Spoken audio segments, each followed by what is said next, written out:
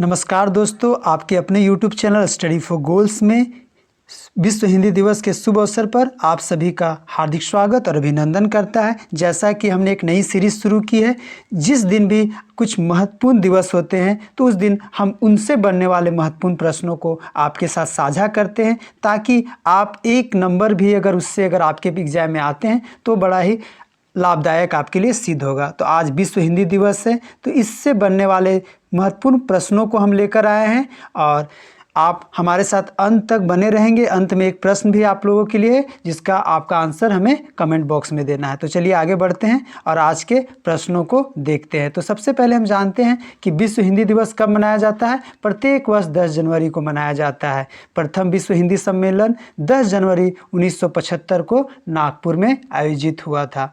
पूर्व प्रधानमंत्री मनमोहन सिंह ने 10 जनवरी 2006 को प्रतिवर्ष विश्व हिंदी दिवस के रूप में मनाए जाने की घोषणा की थी।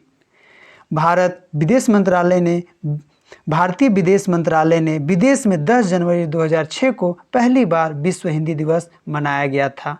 अब आते हैं 10 महत्वपूर्ण प्रश्नों की ओर, जो हिंदी से रिलेटेड रहते हैं, जिनको आपको जरूर ध्यान में रखने चाहिए। भारतीय संविधान में कितनी राजभाषाएं हैं? ऑप्शन ए 22, बी 24, सी 26 और डी 28। तो इसका सही उत्तर हमारा है ऑप्शन ए 22 भाषाएं भारतीय संविधान में हैं। भारतीय संविधान सभा में हिंदी को कब राजभाषा घोषित किया गया था? 14 सितंबर 1949 को, 14 सितंबर 1950 को, 15 सितंबर 1951 को और 14 सितंबर 1918 को। तो इसका सही उत्तर हमारा होगा 14 सितंबर 1949 को हिंदी को राजभाषा का दर्जा दिया गया था। अब आते तीसरे प्रश्न की ओर। विश्व हिंदी सम्मेलन पहली बार कब आयोजित किया गया था? 14 सितंबर 1949, 15 जनवरी 1950, 10 जनवरी 1975 और 12 फरवरी 1951। तो इसका सही उत्तर होगा 10 जनवरी 1975 को विश्व हिंदी सम्मेलन का आयोजन किया गया था। आते हैं चौथे प्रश्न की ओर। संविधान के किस अनुच्छेद के अनुसार संघ की राजभाषा हिंदी और लिपि देवनागरिक है? 324, 346, ऑप्शन सी है 343 और ऑप्शन डी बोल रहा है 345। तो इसका सही उत्तर हमारा होगा सी ऑप्शन 343वें अनुच्छेद में हिंदी को राजभाषा और लिपि देवनागरिक बनाया गया था। अब आते हैं संविधान के किस भाग के अनुसार हिंदी राजभाषा है? भाग 5, भाग 7, भाग 17, भाग 12। तो इसका सही उत्तर हमारा होगा ऑप्शन सी भाग 17 के अनुसार हिंदी राजभाषा है। हिंदी दिवस कब मनाया जाता है? आपको जानकारी के लिए मैं बता दूं कि हिंदी दिवस भारत में कब मनाया जाता है? 14 सितंबर को। और पूरे विश्व में हिंदी दिवस कब मनाया जाता है? तो ये मनाया जाता है आपका 10 जनवरी को, जो आज मनाया जाता है। आज पूरा विश्व हिंदी दिवस मनाया जाएगा और जहाँ पूरे विश्व में भी जो भी दूतावास है वहाँ पे पूरे हर्षोल्लास के साथ हिंदी दिवस को मनाया जाता है। तो इसका सही उत्तर क्या होगा? हिंदी दिवस कब मनाया जाता है? 14 सितंबर को। अब आते हैं विश्व हिंदी दिवस कब मनाया जाता है। अभी मैंने इसका उत्तर दिया था ऑप्शन ए 12 जनवरी, 16 जनवरी, 15 जनवरी, 10 जनवरी। तो जैसा कि इसका ऑप्शन क्या हो जाएगा? डी ऑप्शन सही हो जाएगा। 10 जनवरी को पूरे विश्व में हिंदी दिवस मनाया जाता है।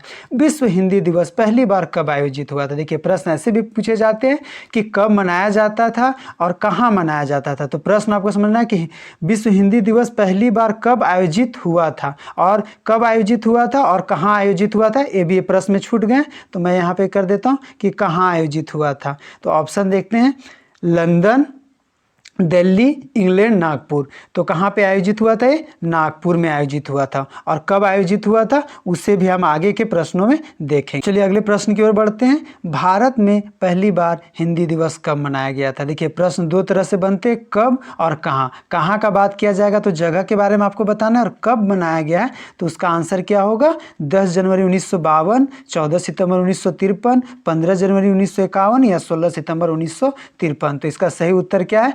ऑप्शन बी हमारा इसका सही उत्तर है। 14 सितंबर 1953 को कहाँ पे मनाया गया था? नागपुर में मनाया गया था पहली बार। अब हिंदी के महत्वपूर्ण लेखक और उनके किताबों को देख लेते हैं। अगर आप हिंदी में बहुत अच्छे किताब और कविताओं को पढ़ना चाहते हैं तो किताबें खूब सारी हिंदी में लिखी गई है और हरिवंश राय बच्चन की आप किताब पढ़ सकते हैं, मधुशाला, महादेवी वर्मा की यामा, आप देख सकते हैं फिगर में भी दिया हुआ है। अगर आप प्रेमचंद्र की देखना चाहते हैं 20वीं सदी के महान साहित्यकार, तो निर्मला, गोदान, बहुत सारे उनके बुक हैं जिन्हें आपको पढ़नी चाहिए। दो बैलों की कथा आपने पढ़ी होगी। कामयानी जयशंकर प्रसाद की पुस्तक हैं। अगर आप रश्मि रथी जी को पढ़ना चाहते हैं तो रामधारी सिंह दिनकर उनका पढ़ सकते हैं। रविन्द्रनाथ टैगोर जिनको नोबेल पुरस्कार भी गीतांजलि के लिए मिला था, तो नोबेल पुरस्कार विजेता का गीतांजलि भी आप पढ़ सकते हैं। और ढेरों किताबें, साहित्य संग्रह हिंदी में लिखे गए हैं जिन्हें पढ़ के आप बहुत सारी चीज़ों को सीख सकते हैं और जान सकते हैं। और अगर हिंदी पट्टी के छात्रों के लिए अभी अगर 21वीं सदी में अगर हम देखना चाहें और अगर लेटेस्ट का हम बात करें, अभी वर्तमान काल में बात करें, तो वो किताबें मैं आपसे साझा कर रहा हूँ जो मुझे खास करके बहुत पसंद है और मैं उन्हीं किताबों को आपसे साझा कर रहा हूँ। और यह किताब आपको एक बार ज़रूर पढ़नी चाहिए। आप अगर कोई भी प्रतियोगिता परीक्षा की तैयारी कर रहे हैं तो जो ये आप चित्र में देख रहे हैं, स्क्रीन में आपको जो फिगर दिख रहा है, मैंने खुद इसे क्लिक करके आप लोगों से साझा कर रहा हूँ। और यह मैंने 2021 में और 2020 में इन पुस्तकों को पढ़ा था और मुझे लगा कि आपसे चर्चा करनी चाहिए। हिंदी पट्टी के छात्रों के लिए 3 महत्वपूर्ण किताबें हैं जिन्हें आपको खोज कर पढ़नी चाहिए। ये आपको फ्लिपकार्ट और अमेजन में भी मिल जाएगा। और अगर आप इसको अगर ऑनलाइन भी पढ़ना चाहते हैं तो पढ़ सकते हैं किंडल में। तो देखिए, रुक जाना नहीं, सफलता की राह पर बढ़ते जाने का प्रेरक मंत्र, निशांत कुमार जैन ने यह पुस्तक लिखी है। और यह पुस्तक इसकी खासियत सबसे बड़ी बात यह है कि यह हिंदी पट्टी की युवाओं को ध्यान में रखकर बनाया गया है। बहुत बार ऐसा होता है कि हम लोग अपने प्रतियोगिता परीक्षा की पुस्तकों को तो पढ़ते हैं लेकिन अन्य पुस्तकों को इसलिए नहीं पढ़ते हैं कि लगता है कि अरे ये तो हम लोग पढ़ के ख़त्म ही नहीं कर पा रहे हैं, तो इस किताब को और पढ़ के क्या होगा। लेकिन यह क्या करता है कि हिंदी पट्टी की युवाओं के मनोवैज्ञानिक रूप से उनकी मन की था ली है, फिर उनकी सकारात्मक रूप से मदद करने की कोशिश की है। इस किताब में छोटे छोटे लाइफ मंत्र भी बताए गए हैं। ये जीवन में बड़ा बदलाव लाने की क्षमता रखते हैं। यह किताब प्रतियोगिता परीक्षा की तैयारी करने वाले हिंदी मीडियम की युवाओं को अवश्य पढ़नी चाहिए और उसी को केंद्र में रखकर बनाया भी गया है। 12th फेल्थ भी आप पढ़ सकते हैं, हारा वही जो लड़ा नहीं। और आगे और बहुत सारी किताब है। डार्क हाउस, एक अनकही दास्तां, जीत आपके पास तो हमेशा आपके पास रहनी चाहिए। आपके अगर टेबल स्टडी टेबल में है तो हिंदी की 4 पुस्तकें जो है आपको सबसे पहले इन 4 में से किसी को भी आप उठा लें, आपको एक बड़ा बदलाव लाने में मदद करेगा। इस किताब की कुछ खासियतें, इन चारों किताबों की सबसे बड़ी खासियत क्या है, इसमें पर्सनालिटी डेवलपमेंट के प्रैक्टिकल नुस्खे तो बताए गए हैं।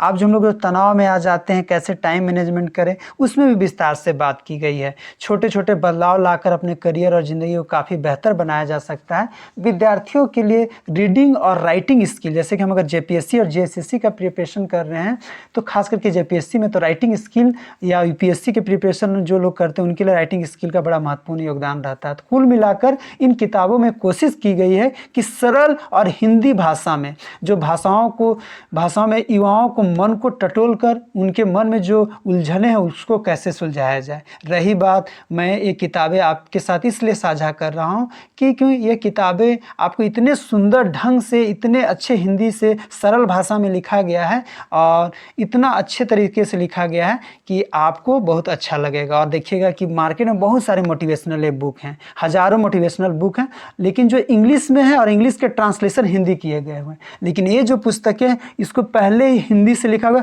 और हिंदी के बाद इसे इंग्लिश में ट्रांसलेशन किया गया, तो एक बहुत बड़ी बात है। उम्मीद है कि आप इन किताबों को पढ़ेंगे और आपको अच्छा लगेगा। और आगे अंत में जैसा कि मैंने आपसे कहा था कि एक मैं प्रश्न करूंगा, हिंदी को किस लिपि में लिखी जाती है, तो इसका आंसर आपको हमारे कमेंट बॉक्स में देना है। और अंत में आप सभी को पुनः विश्व हिंदी दिवस की ढेर सारी शुभकामनाएं। भाषा कोई भी हो, बाध्यता नहीं होनी चाहिए, आपको अपने भाषा से प्यार होना चाहिए। देखिए, जो बहुत सारे विकासशील देश है, विकसित देश हैं, वो अपने देश की भाषा से बड़ा प्रेम करते हैं। आप चाइना चले जाइए, जापान चले जाइए, अगर वहाँ आप हायर एजुकेशन के लिए जाते हैं तो सबसे पहले वहाँ की भाषा सीखी जाएगी। लेकिन हम यहाँ पे क्या है, इंडिया में अगर थोड़ा हिंदी जानते हैं और अंग्रेजी में कमज़ोर हैं तो थोड़े अपने आप को बड़ा आत्मविश्वास की कमी महसूस करते हैं। तो भाषा आपको बाध्यता नहीं होती, हर भाषा को सीखनी चाहिए, लेकिन अपनी जो मातृभाषा है, राज्य की भाषा है, उससे प्रेम करना चाहिए और इससे लगाव रखना चाहिए। तो आप अन्य किताबों के साथ भी हिंदी के भी साहित्यों को पढ़ें और आपको समय समय पे यह क्या करेगा, सप्लीमेंट का काम करेगा। जैसे हम लोग खाना खाने के बाद बहुत सारे हॉर्लिक्स च्यवनप्राश खाते हैं ना, ताकि अंदर से हमें स्ट्रॉन्ग मिले। तो ये किताबें जब पढ़िएगा तो जब आप उनसे बोर हो जाइएगा तो ये किताबें उन समय आपको आत्मविश्वास को बढ़ाएगा। तो चलिए इन्हीं सब बातों के साथ आप सभी को पुनः हिंदी दिवस की ढेर सारी शुभकामनाएं। जय हिंद, जय भारत, जय झारखंड।